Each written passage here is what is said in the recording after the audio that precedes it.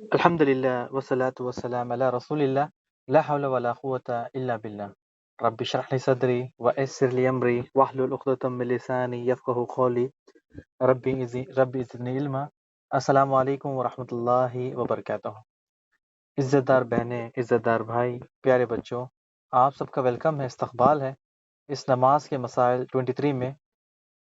Last class کا revision کرنے سے پہلے ہم ایک چیز آپ کو بتا دیں، ہماری کلاسیں الحمدللہ آج 23 شروع ہے۔ آپ سوچیں کہ ایک ایک جمعہ گزرتے گزرتے کتنے دن ہو گئے، یعنی آپ اگر ایک ایک لمحہ اگر کاؤنٹ کریں تو کتنا قیمتی لمحہ آپ نے اللہ کی خاطر نکالا، اللہ کی خاطر وقت اپنا دیا۔ تو یہ آپ کو جو وقت آپ نے دیا یہ اللہ سبحانہ تعالیٰ کے پاس بے شک قابل قبول ہے، کیونکہ آپ یہاں پر بیٹھے تھے اللہ کا دین سیکھنے کے لیے، کوئی دوسرے کام، محفل، مجلس، مذاق، مستی یا پھر ایسی کوئی چیز نہیں۔ یہاں پر ہم بیٹھے تھے اللہ کا دین سیکھنے کے لیے۔ اور الحمدللہ آپ کو کب فرق پتہ چلے گا اپنے آپ میں کہ آپ جب اکیلے میں ہوں، تو آپ کے سامنے اسکرین شاٹ شیئر کی میں نے کہ آپ نے ہمارے ساتھ سب سے پہلے سیرت نبی صلی اللہ علیہ وسلم کا کورس کیا۔ وہ 13 ہفتے کا کورس ختم ہونے کے بعد پھر ہم نے طہارت کے مسائل 10 ہفتے اس کو چلائے۔ وہ ختم ہونے کے بعد 8 ہفتے ہم نے رمضان کے مسائل پڑھے۔ وہ ختم ہونے کے بعد ہم نے 22 ہفتے، یعنی آپ لگا لیں 22 ہفتے نماز کے مسائل پڑھے۔ اگر آپ لوگ سٹوریز بھی سنتے ہو تو 26 سٹوری ابھی تک ہماری اپلوڈ ہو گئے۔ ہم جو بھی کر رہے ہیں یہ اللہ کی خاطر، آپ سن رہے ہیں اللہ کی خاطر، ہم کر رہے ہیں وہ اللہ کی خاطر، نہ ہمیں کسی دنیاوی لالچ کی ضرورت ہے۔ تو یہ دیکھیں کہ کتنا قیمتی وقت آپ نے، ایک ایک لمحہ، ایک ایک منٹ آپ ایسی مجلس سے آپ نے گزارا جو اللہ سبحانہ و تعالیٰ کو پسند ہے۔ آپ سوچیں کہ 6 مہینہ پہلے، یا آپ جب سے ہم سے جڑے ہیں، جب سے لے کر آج کلاس نمبر 23 تک آپ کے علم میں کتنا اضافہ ہوا، کون سی ایسی چیزیں تھیں جو آپ کو پتہ نہیں تھی اب پتہ ہو گئی۔ آپ سوچیں، آپ اکیلے میں اس کی غور فکر کریں کہ میں دین کے کون سے حصے میں تھا یا تھی، اب کہاں پر ہوں۔ یعنی دین میں مجھے کتنا پتا تھا، اب دین کتنا سیکھا۔ ہم اتنا سیکھنے کے بعد بھی ابھی بھی سمندر کے کنارے پہ، ہم نے ابھی تک سمندر میں گئے نہیں۔ یعنی اگر آپ دیکھا جائے تو ابھی ہم سمندر کے کنارے پر ہے، سمندر تو ابھی بہت دور، یعنی اس کی خالی اس کنارے پر ہے، اس کا پانی ہمیں ٹچ ہو رہا ہے اس طرح سے۔ تو اللہ سبحانہ تعالیٰ سے امید ہے کہ اللہ سبحانہ تعالیٰ آپ کا اور ہمارا رشتہ جس طرح سے چل رہا ہے اس نماز کے سلسلے میں، اللہ سبحانہ تعالیٰ اس میں کامیابی دے، اور اللہ سبحانہ تعالیٰ آپ کی اور ہماری محنتوں کو قبول کرے۔ ہم ہر کام، جس طرح پہلے سے کہہ رہے ہیں آپ کو کہ ہر کام کے لیے نیت اچھی ہونی چاہیے، اور اللہ کی خاطر، صرف اللہ کی خاطر، کسی کو بتانے کی ضرورت نہیں، کسی کو سمجھانے کی ضرورت نہیں کہ آپ یہ جو کر رہے ہو اللہ کی خاطر۔ اس کے بعد جب آپ سیکھو گے، اس کے بعد لوگوں کو دعوت دینا، اپنے رشتہ داروں کو، بھائی بہن دوستوں کو، ان کو بتانا اس کے بارے میں۔ آپ کے لیے جتنا اجر مجھے اجر مل رہا ہے آپ کو، جب آپ دوسروں کو بتاؤ گے، وہ سیکھے نہ سیکھے، وہ عمل کرے نہ کرے، آپ کے ساتھ پیچھے آئے نہ آئے، آپ کا اجر لکھے گیا۔ آپ نے اس کو بتا دیا، آپ کی نیکی آپ کے اس کی، وہ اگر عمل کرتا ہے تو آپ کو نیکی زیادہ ہے، اگر عمل نہیں بھی کرتا ہے تو لیکن آپ کی نیکی اللہ سبحانہ تعالیٰ کے پاس لکھی گئی۔ یہ سب سے بڑا انعام ہے۔ تو آپ کو جس طرح ہمیں پہلے ہی بتایا تھا کہ ہم اگر ایک مسجد میں ٹیوب لائٹ لگانے کی بات کرتے ہیں، یعنی مثال کے طور پہ ایک مسجد میں ٹیوب لائٹ لگانے کی نیت کرتے ہیں، اللہ سبحانہ تعالیٰ ایک نیکی لکھ دیتا ہے۔ یعنی اگر فین لگانا ہے مسجد میں، اللہ سبحانہ تعالیٰ ایک نیکی لکھ دیتا ہے۔ آپ کرنے کے بعد تو اور زیادہ ہے، لیکن آپ نے نیت کی، ایک نیکی آپ کو مل گئی۔ پیسے نہیں ہے، سیلری آئی نہیں، خرچ برابر نہیں ہوا، یعنی ہر چیز آپ کو، یعنی پیسوں کے معاملات میں پیچھے تھے، لیکن آپ کو اللہ سبحانہ تعالیٰ نے نیکی دے دی۔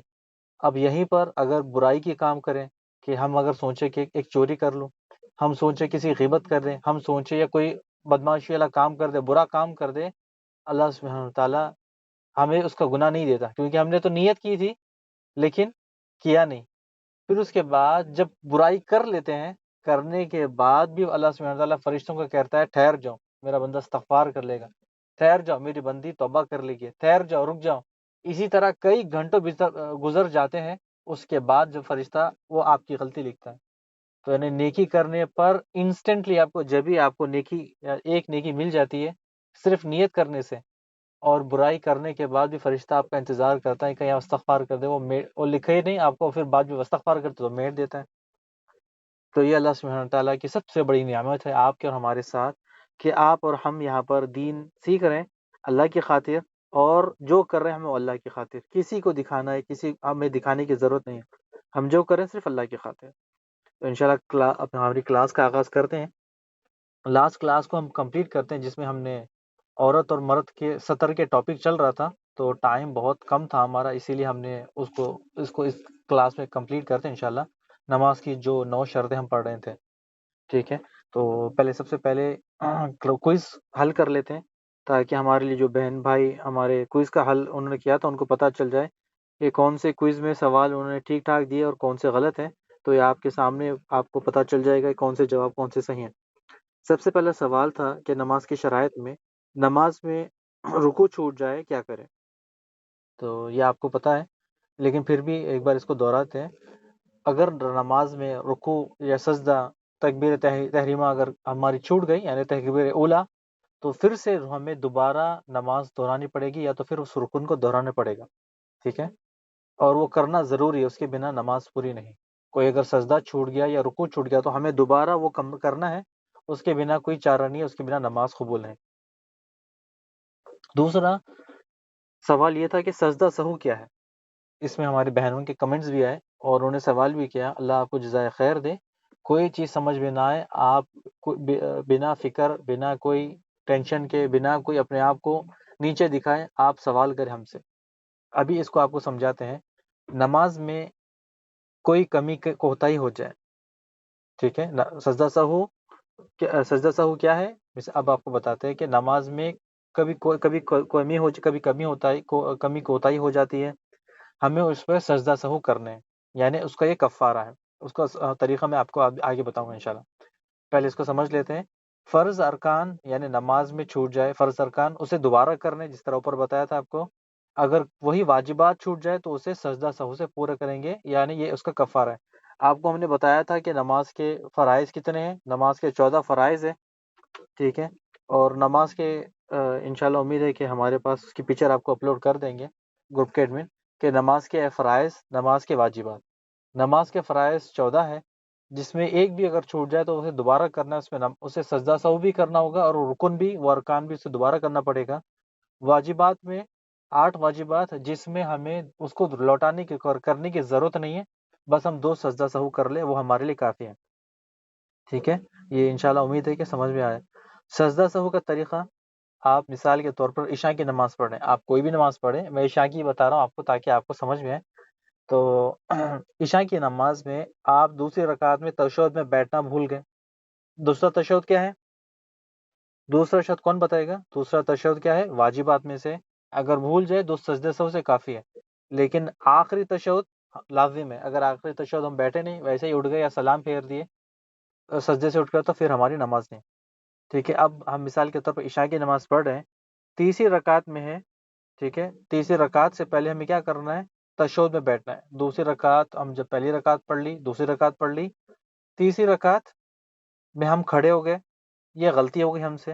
اب ہمیں کیا کرنا تھا کہ تشہد میں بیٹھنا تھا، لیکن غلطی سے ہم اٹھ گئے، تو ہم تیسری رکعت مکمل کریں گے، پھر چوتھی رکعت مکمل کریں گے، پھر اس کے بعد یہ آپ کو ہم کون سے سجدہ سہو کا طریقہ بتا رہے ہیں، ٹھیک ہے، سجدہ سہو کا طریقہ بتا رہے ہیں کہ پہلی رکعت پڑھ لی، دوسری رکعت پڑھ لی عشاء کی، دوسری تشہد بیٹھنا تھا، تشہد میں نہیں بیٹھا، آپ نے غلطی کر دی، تیسری رکعت میں اٹھ گئے، سورہ فاتحہ پڑھ لیا آپ نے، پھر چوتھی رکعت آپ نے پڑھ لی، اس کے بعد چوتھی رکعت کے بعد 2 سجدوں کے بعد تشہد میں بیٹھیں گے، اتحیات میں دعا کر لیں گے، تحیات للہ والصلوات والطیبات، پھر درود ابراہیم، پھر اس کے بعد دعا یا پھر اور بھی کوئی دعائیں آپ کو یاد ہے عربی میں، اس کے بعد سلام پھیریں گے دونوں طرف بیٹھے بیٹھے، ٹھیک ہے، بیٹھے بیٹھے پھر آپ سجدے میں جائیں گے، ٹھیک ہے، پھر سجدے میں جائیں گے، سجدے کی تسبیح بیان کریں گے، سجدے سے اٹھیں گے، پھر سجدے میں جائیں گے، سجدے کی تسبیح بیان کریں گے، پھر اٹھنے کے ساتھ آپ کو دونوں طرف سلام پھیرنا ہے۔ یہ سجدہ سہو کا طریقہ ہے، ٹھیک ہے۔ نماز میں آپ کی کمی ہو گئی، کوتاہی ہو گئی، تو آپ کو کیا کرنا ہے؟ آخری تشہد میں بیٹھنا ہے، اتحیات پڑھنا ہے، اتحیات دعا ہو گئی، اس کے بعد درود پڑھنا ہے، درود کے بعد دعا کرنے، چاہے آپ کو کوئی بھی دعا یاد ہو، اس کے بعد دونوں طرف سلام پھیرنے، سلام پھیرنے کے بعد آپ کو پھر سے سجدے میں جانا ہے، 2 سجدے کرنے بیٹھے بیٹھے، آپ واپس نہ اٹھے، بیٹھے بیٹھے آپ کو 2 سجدے کرنا ہے، ٹھیک ہے، 2 سجدے کرنے، سلام پھیرنا ہے، بس آپ کو اس تشہد میں بیٹھنے کے ساتھ دوبارہ تشہد پڑھنے کی ضرورت نہیں، دوبارہ درود ابراہیم پڑھنے کی ضرورت نہیں، دوبارہ دعا پڑھنے کی ضرورت ہے۔ سمجھ میں آ گیا آپ لوگوں کو؟ انشاءاللہ امید ہے سمجھ میں آ گیا ہوگا۔ یعنی تشہد میں بیٹھنا ہے آخری میں، تو دعا، درود، پھر دعا، سلام پھیر دیا، پھر اور بیٹھے بیٹھے آپ 2 سجدے کریں گے، 2 سجدے ختم ہوتے ہی سلام پھیر دیں گے۔ آپ کو نہ تشہد پڑھنا ہے اور نہ دعا کرنی۔ یہ ہے سجدہ سہو کا طریقہ۔ امید ہے کہ سمجھ میں آ گیا ہوگا، اگر پھر بھی نہ سمجھ میں آئے تو ہم سے پوچھیں، ٹھیک ہے؟ اچھا، ایک چیز اس میں یہ جان لے کہ سجدہ سہو، ٹھیک ہے، یعنی 2 سجدوں کے بعد یعنی 2 سجدوں کے بعد کرنا ہے یا پہلے کرنا ہے؟ یعنی یہاں پر دیکھیں، یہاں پر سجدہ سہو نماز سلام پھیرنے سے پہلے بھی ہوتا ہے، سلام پھیرنے کے بعد بھی ہوتا ہے۔ یہ 2 طریقے اس کے، کس طرح سے میں آپ کو بتاتا ہوں۔ یعنی سجدہ سہو کے 2 طریقے، تشہد پڑھ لیا، درود ابراہیم پڑھ لیا، دعا پڑھ لی، اس کے بعد 2 سجدہ سہو کرے، اس کے بعد سلام پھیر دے، کوئی تشہد نہیں پڑھنے۔ یا پھر دوسرا طریقہ یہ ایک ہے کہ آخری تشہد میں بیٹھا ہے، تحیات پڑھ لیا آپ نے، درود ابراہیم پڑھ لیا، دعا پڑھ لی، اس کے بعد سلام پھیر دیا، پھر 2 سجدے سہو کرنے کے بعد پھر سلام پھیر دے انسٹنٹلی۔ یہ 2 طریقے۔ سب سے پہلے نماز میں کچھ کمی ہو جائے، اگر مثال کے طور پر ہمارا چھوٹ گیا تھا دوسری رکعت کا تشہد، اگر چھوٹ گیا تھا تو ہم کیا کریں گے؟ کیونکہ نماز میں کمی ہو گئی تھی تو ہم کیا کریں گے؟ سلام پھیرنے سے پہلے 2 سجدہ سہو کریں گے، ٹھیک ہے؟ یہاں پر غور کر لیں، اگر نماز میں کمی ہو جائے تو سلام سے پہلے ہم 2 سجدے سہو کریں گے۔ اگر نماز میں زیادتی ہو جائے، سیکنڈ والا کیا ہے؟ اگر نماز میں زیادتی ہو جائے، سلام پھیرنے کے بعد 2 سجدے کریں گے، یعنی 2 سجدے سہو کریں گے۔ سمجھ میں آ گیا؟ اگر نماز میں کمی ہو جائے تو سجدہ سہو پہلے کریں گے سلام سے، اگر نماز میں زیادتی ہو جائے یعنی 4 کے بدلے 5 رکعت پڑھ لی تو پھر سلام پھیرنے کے بعد 2 سجدے سہو کریں گے۔ آگے سمجھ میں؟ یعنی کمی پہ پہلے سجدہ سہو کریں گے، زیادتی پر بعد میں۔ تو اس کے بعد تیسرا سوال یہ تھا، کیا کافر کی نماز قبول ہے اور کیوں قبول نہیں ہے؟ تو نہیں، بالکل اس کی نماز قبول نہیں، چاہے وہ کتنے بھی رکوع کر لے، سجدے کر لے۔ تو جس طرح آپ کو پچھلی بار بتایا تھا ہم نے کہ چاہے کتنے بھی سجدے، کتنے بھی رکوع کر لے، اس کی نماز قبول نہیں۔ سب سے پہلے اس کے لیے کیا کرنا ہے کہ اس کے لیے کلمہ اقرار کرنا ہے، یعنی لا الہ الا اللہ محمد رسول اللہ، کلمہ پڑھنا ہے۔ اگر وہ بھی کافر ہیں، ٹھیک ہے، وہ کافر ہیں اور اس کے بعد اس نے کلمہ پڑھ لیا، لا الہ الا اللہ محمد رسول اللہ صلی اللہ علیہ وسلم، کلمہ پڑھ لیا، لیکن نماز نہیں پڑھتا، روزہ نہیں رکھتا، چلے کوئی عذر الگ ہے، اگر نماز نہیں پڑھتا جان بوجھ کے تو وہ کافر ہے۔ نبی صلی اللہ علیہ وسلم کی 2 ٹوک حدیث ہے، بے نمازی کافر ہے، نماز کافر اور مومن کے بیچ میں فرق کرتی ہے ایک حدیث میں، تو اسی لیے بنا عمل کے وہ مسلمان نہیں ہوگا۔ یعنی کلمہ کہہ لینا، نماز نہیں پڑھنی، زکوٰۃ کا انکار کر دینا، نماز کا انکار کر دینا، تو یہ بندہ کافر ہے، اس کی کوئی نماز نہیں ہوگی۔ چوتھا سوال یہ تھا کہ نماز میں 3 یا 4 رکعات میں کنفیوز ہو جائے یا بھول جائے تیسری رکعت تھی یا چوتھی رکعت، تو کیا کرے؟ تو آپ کو پتہ نہیں یا یاد نہیں رہا یا شک ہو گیا یا بھول گئے کہ تیسری رکعت تھی یا چوتھی رکعت، نبی صلی اللہ علیہ وسلم نے ہمیں بالکل آسان طریقہ بتا دیا کہ اگر تیسری میں تھے یا چوتھی میں تھے، آپ کمتر والی رکعت کو پکڑے، یعنی تیسری تھی اور چوتھی، تو آپ شک ہو گیا تو آپ تیسری کو پکڑے، ہم تیسری پر اعتماد کریں گے اور پھر اس کے بعد اگلی دوبارہ ہم نماز پڑھیں گے، ٹھیک ہے، اس کو نماز کو مکمل کریں گے۔ اب یہاں دوسرے ایک جگہ آتا ہے کہ اگر شک کلیئر ہو جائے، یعنی پہلے آپ کو شک تھا تیسرا یا چوتھا تو آپ نے کمتر والی کر لی، لیکن اب آپ کو یقین ہو گیا کہ تیسری رکعت ہی تھی میری، چوتھی نہیں تھی، یعنی چوتھی والی شک تھی، اس کو سائڈ میں رکھ دیا آپ کو بالکل یقین ہو گیا کہ میں ابھی تشہد سے اٹھا تھا اور مجھے پتا ہے کہ یہ تیسری رکعت تھی، تو دل آپ کا اس پہ دل مطمئن ہے، دل کرتا ہے کہ دل کہتا ہے کہ یہ تیسری رکعت تھی، تو آپ اس کو تیسری رکھیں گے، چوتھی آپ رکعت مکمل کریں گے، سلام پھیریں گے۔ آپ کو کیا کرنا ہے؟ اسی کو تسلیم کرنا ہے کہ چاہے نماز میں آپ تیسری یا چوتھی تھی، آپ کا یقین ہو گیا کہ میری تیسری رکعت تھی، چوتھی نہیں تھی، یعنی چوتھی تھی تو چوتھی پڑھنا باقی ہے، تیسری رکعت تھی، تو آپ اس کو کنٹینیو کریں گے۔ دل جس پہ زیادہ مطمئن ہے آپ وہ کریں، یعنی آپ کا یقین ہے دل پر کہ میری تیسری تھی یا چوتھی تیسری، تو کنفیوز نہ ہو جائے آپ لوگ۔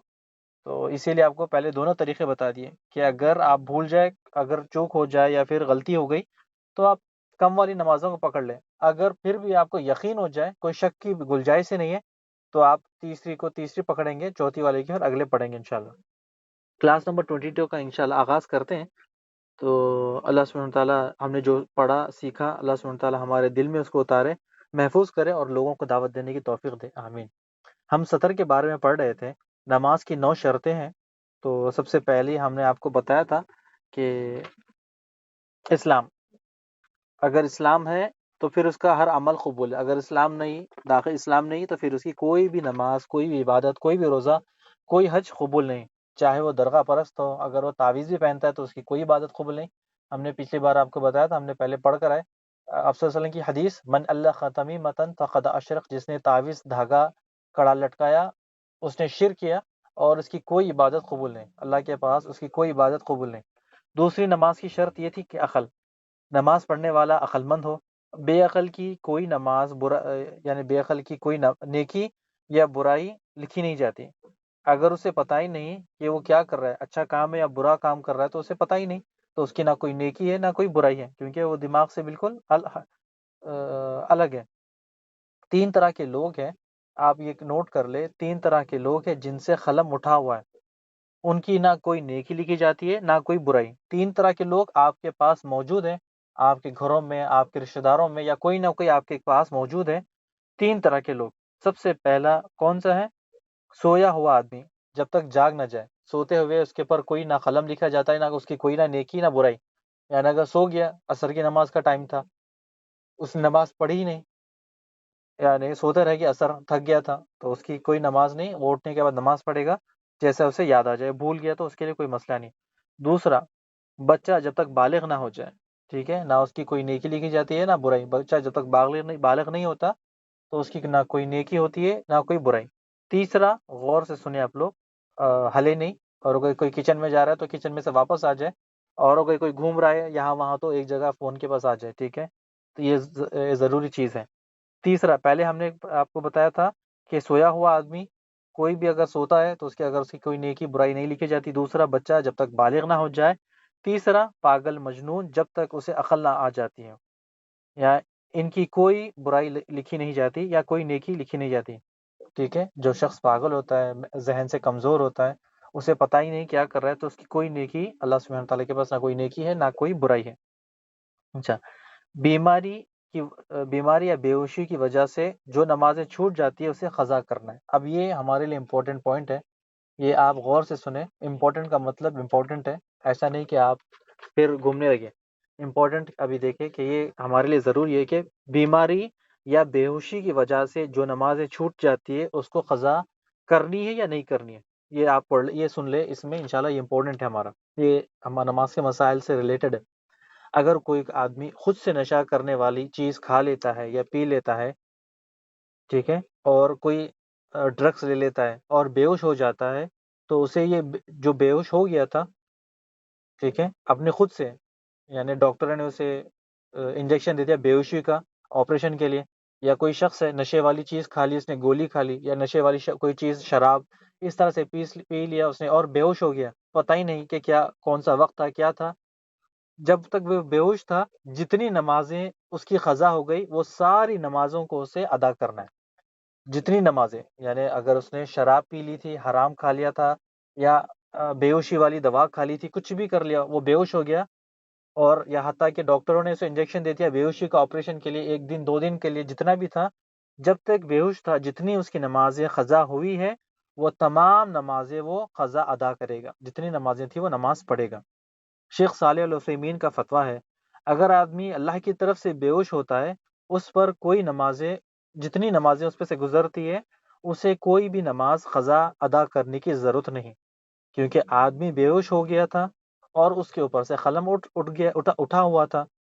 نہ اسے نماز پڑھنے کا حکم ہے، اللہ کی طرف سے وہ بے ہوش ہو گیا تھا، یعنی بے ہوشی اللہ کی طرف سے طاری ہوئی تھی، اس پر نماز معاف ہے اور اسے نماز قضا کرنے کی ضرورت نہیں. اگر وہ خود سے کر لیتا ہے، نشے والی چیز کھاتا ہے، پیتا ہے، بے ہوش ہو جاتا ہے، تو اسے خود، یعنی جس طرح بتایا تھا کہ آپریشن کے لیے ڈاکٹرز اس کو انجیکشن دیتے ہیں یا آپریشن تھیٹر میں لے جاتے ہیں، تو چھوٹی ہوئی نماز جتنے بھی اس کی نمازیں اوپر سے گزر گئی، ظہر، عصر، مغرب، عشاء، ایک دن، 2 دن، 3 دن، 4 دن، 1 مہینے کی اتنا سب تمام نمازیں قضا کرے گا. ٹھیک ہے. اور جو تیسرا تھا یہ کہ تمیزدار بچہ. ٹھیک ہے. تمیزدار بچے کے بارے میں ہم نے آپ کو بتایا تھا کہ بچہ اگر 6 سال 7 سال کا ہے اور اسے پتا ہے کہ وہ کیا کر رہا ہے، اگر اسے پتا ہے کہ وہ کیا کر رہا ہے، رکوع کیسا کرتا ہے، سجدہ کیسا کرتا ہے، اور اسے یہ سب چیزیں اگر پتا ہو تو اس کی نماز صحیح ہے. یعنی اس کی نماز صحیح ہے. اگر رکوع میں، سجدے میں ہر چیز اسے پتا ہے تو اس کی نماز صحیح ہے. لیکن ابھی تک اس پر نماز فرض نہیں ہے. اگر پڑھتا ہے تو اس کی نماز صحیح ہے. اگر نماز پڑھتا ہے تو اس کی نماز صحیح ہے. چوتھی شرط یہ تھی نماز کی کہ طہارت، رفع الحدث، وضو، غسل فرض ہو جاتا ہے یا تیمم کے لیے. ہم نے پچھلی کلاس میں بھی اور اس سے پہلے بھی آپ کو تیمم، رفع الحدث کے بارے میں بتایا تھا. رفع الحدث چھوٹا اور بڑا دو آپ کو بالکل اس کے بارے میں پتا ہوگا. اچھا، پانچواں، جسم اور کپڑوں کی جگہ کی پاکیزگی. جسم پر، کپڑوں پر گندگی لگی ہے تو اسے پاک کرنا، اس کو صاف کرنا. جس طرح ہم نے آپ کو بتایا تھا کہ عائشہ رضی اللہ تعالیٰ عنہ آپ صلی اللہ علیہ وسلم کی منی خریج کر نکالتی اور آپ صلی اللہ علیہ وسلم اسی میں نماز پڑھتے. تو کپڑے تو یا پاک ہے ناپاک ہے جس طرح آپ کو بتائے، اور اس کے بعد آپ چینج کر لیں. پہلے تو کپڑوں کا مسئلہ تھا، لیکن آج تو ماشاءاللہ ہمارے پاس تو کبٹ بڑے بڑے ہیں. حتیٰ کہ کچھ ایکسٹرا بھی رکھا ہے تو اس کو سوٹ کیس میں، بیگ میں، کارٹون میں پیک کر کے اوپر رکھا، کہیں پر سیو کر کے رکھا ہوگا. تو ہمارے پاس ماشاءاللہ کپڑے تو بہت سارے ہیں. ٹھیک ہے. اور جگہ کی پاکیزگی. جگہ کی پاکیزگی کا مطلب آپ سے زیادہ ہمیں پتہ نہیں. یعنی آپ بہنوں کو آپ کو زیادہ پتہ ہے، کیونکہ ہمارے گھروں میں اکثر یہی ہوتے رہتا ہے. یعنی پاک صاف، بچے کے پیشاب کر لیا، گھر پورا دھو دیا. کچھ کھانے کی چیز گر گئی، گھر دھو دیا. عید آ گئی، گھر دھو دیا. جگنے کی رات ہمارے پاس مناتے ہیں. جو لوگ جن کو پتہ نہیں علم ہوتا ہے تو وہ کیونکہ مردے خبر سے آتے ہیں، نعوذ باللہ، لوگ کہتے ہیں کہ جھوٹ مردے آتے ہیں تو گھر دھو دیتے ہیں. تو یہ سب جھوٹی باتیں. تو یہ بار بار گھر دھونا آپ سے زیادہ اور کون جانتا ہے. یعنی بار بار گھر دھوتے ہیں، صاف صفائی، تو یعنی گھر کی جگہ کی پاکی تو یہ ہے. اور پچھلے بار ہم نے یہ پہلے بھی پڑھا تھا کہ بکریوں کے باڑے میں آپ صلی اللہ علیہ وسلم نے نماز پڑھنے کا حکم دیا. یعنی اگر جگہ نہیں ہے تو بکریوں کے باڑے میں بھی ہم نماز پڑھ سکتے ہیں. ٹھیک ہے. ان کا پیشاب اور پیخانہ پاک ہے. اس کا پاک کا مطلب یہ نہیں کہ کچھ لوگ کہتے ہیں کہ پیشاب، بکری کا پیشاب پیخانہ پاک ہے، کیوں کھاتے نہیں ہیں. تو ہم جاہل کہیں گے کہ اللہ کے نبی صلی اللہ علیہ وسلم نے ہمیں کہہ دیا کہ بکری کا پیشاب اور پیخانہ پاک ہے تو وہاں پر نماز پڑھ سکتے ہیں. چھٹا، نماز کی شرطوں میں سطر کا ڈھانپنا.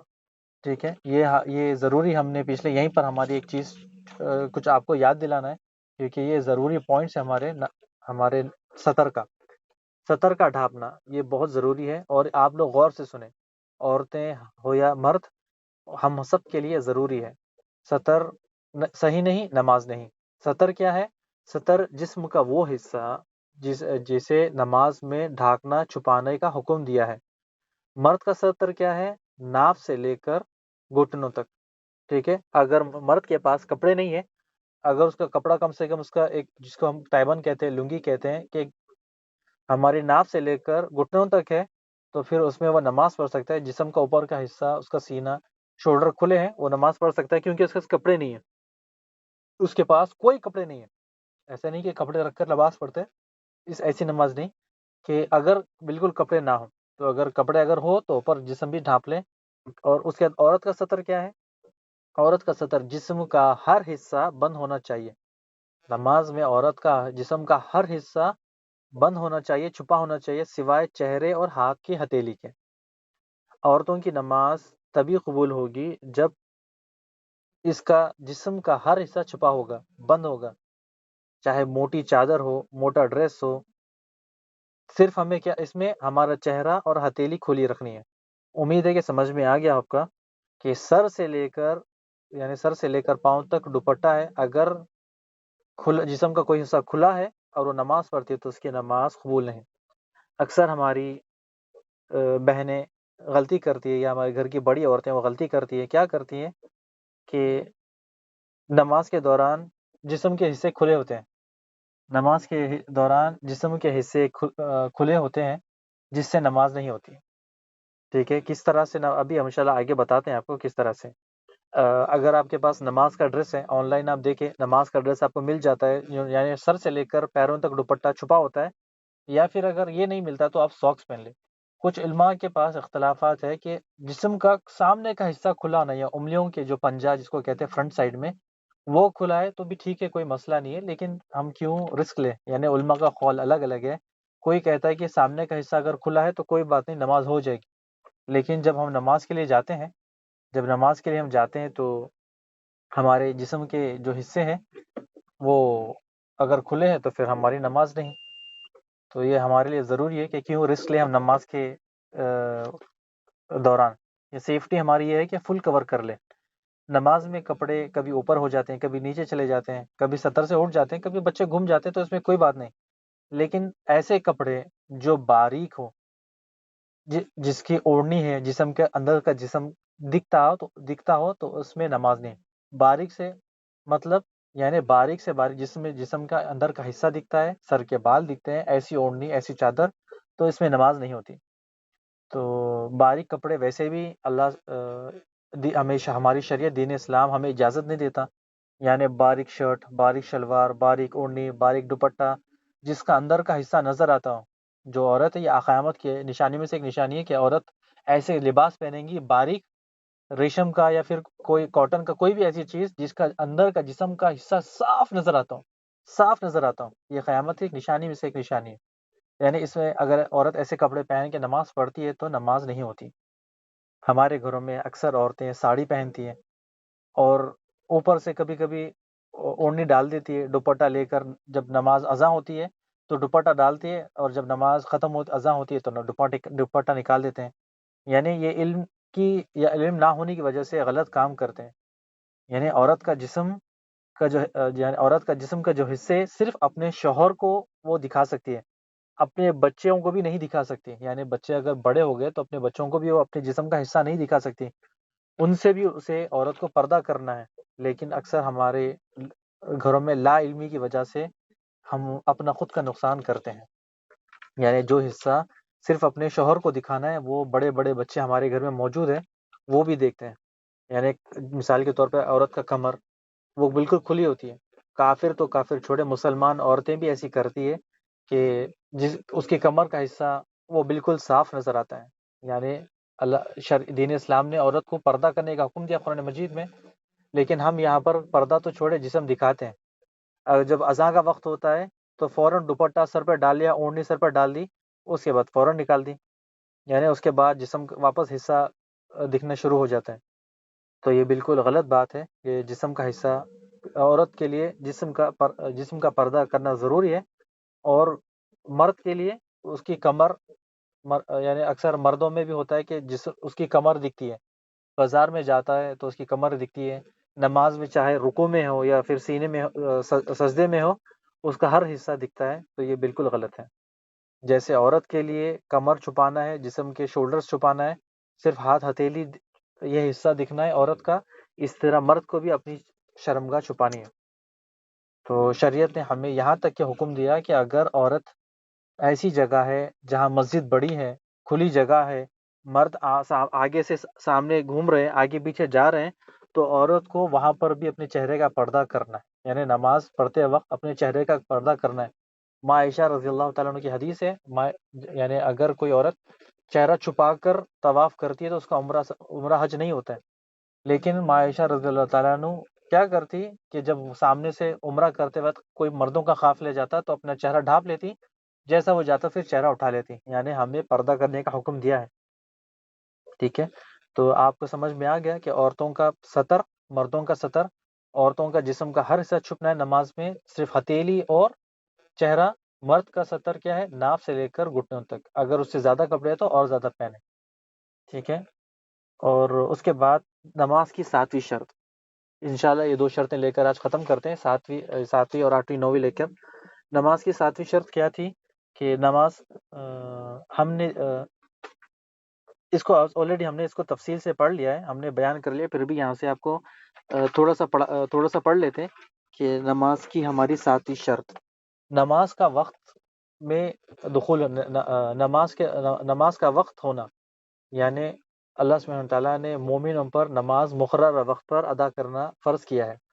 اگر ہم نے اس کو تفصیل سے پڑھا ہے نماز کے مسائل میں، یا نماز کے مسائل میں اذان کے مسائل جس میں تھے کہ ٹائم سے پہلے نماز نہیں ہوتی، کون سی نماز کا وقت کب شروع ہوتا ہے، کون سی نماز کا وقت کب ختم ہوتا ہے، یہ ہم نے ترتیب سے پڑھا تھا، اور یہ ہمیں آرام سے سب کو پتہ ہے الحمدللہ۔ اگر کسی کو پتہ نہیں تو پھر بھی بتا دیتے ہیں کہ اگر ظہر کی نماز 12 بجے ہے، اس سے پہلے ہم پڑھتے ہیں ظہر کی نماز تو ہماری نماز نہیں۔ عصر کی نماز کا وقت اگر مثال کے طور پر 4 بجے، اگر اس سے پہلے پڑھتے ہیں تو پھر ہماری نماز نہیں۔ تو یہ ہمارے لیے ضروری ہے کہ ہم یہ نمازوں کا خیال رکھیں، ٹھیک ہے، نماز کے وقت کا۔ 8ویں شرط یہ ہے کہ استقبال قبلہ۔ اللہ سبحانہ تعالیٰ فرماتا ہے قرآن مجید میں سورہ بقرہ آیت نمبر 149، جب نماز میں ہو اپنے چہرے کو مسجد حرام کی طرف کر لو، یعنی مسجد حرم کی طرف پھیر لو، اور تم جہاں کہیں بھی ہو اپنا رخ اسی طرف رکھو۔ آپ دنیا میں کہیں پر بھی ہو، چاہے آج انڈیا، پاکستان، بنگلہ دیش، امریکہ، یو ایس سے کہیں پر بھی ہو، ہماری نماز کے لیے رخ قبلہ ہو، ٹھیک ہے، قبلہ ہو۔ اگر نماز دوسری جگہ ہو تو ہماری نماز نہیں۔ نمازی کو چاہیے کہ وہ جہاں بھی ہو، فرض ہو نفل میں، قبلے کی طرف رخ کرے۔ فرض نماز میں حتیٰ کہ سواری پر بھی قبلے کا رخ کرنا ضروری ہے۔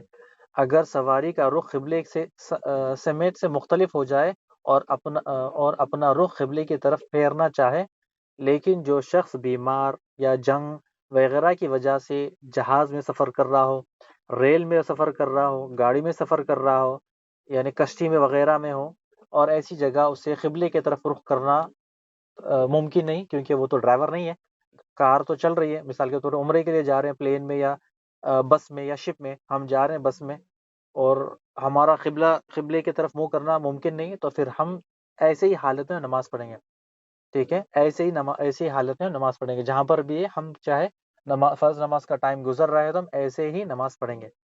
لیکن سواری کے دوران ان سفر نفلی نماز ادا کرنے کے لیے قبلے کی طرف رخ کرنا ضرور نہیں، بلکہ جس طرح سواری کا رخ ہو اسی طرح رخ کر کے نماز ادا کر سکتے ہیں، جس کی دلیل ہے اللہ کے رسول صلی اللہ علیہ وسلم جب سوار ہوتے، سواری پر یعنی اونٹ پہ یا پھر گھوڑے پر کسی بھی بیٹھتے، یا کوئی بھی اگر ہم کسی پر بھی بیٹھے سوار ہو، جدھر بھی ہمیں رخ ملے وہاں پر ہم نماز پڑھیں، سجدہ ادھر ہی کریں، رکوع بھی ادھر کریں، ہم وہی طرف نماز پڑھیں۔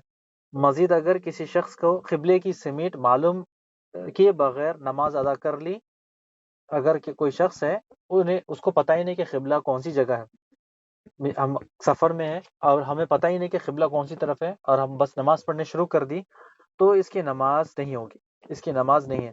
لیکن ایسا شخص جو قبلے کی سمیت معلوم، یعنی قبلہ اسے معلوم نہیں تھا، اس نے بہت کوشش کی، سورج کو دیکھا، چاند کو دیکھا، مٹی اٹھائی، کیلکولیٹر لیا، فون دیکھا، ہر چیز لگا، اس کو پتہ ہی نہیں چلا کہ قبلہ کون سی طرف ہے، جب وہ نماز پڑھے گا تو اس کی نماز قبول ہوگی، اسے نماز دہرانے کی ضرورت نہیں ہے، ٹھیک ہے۔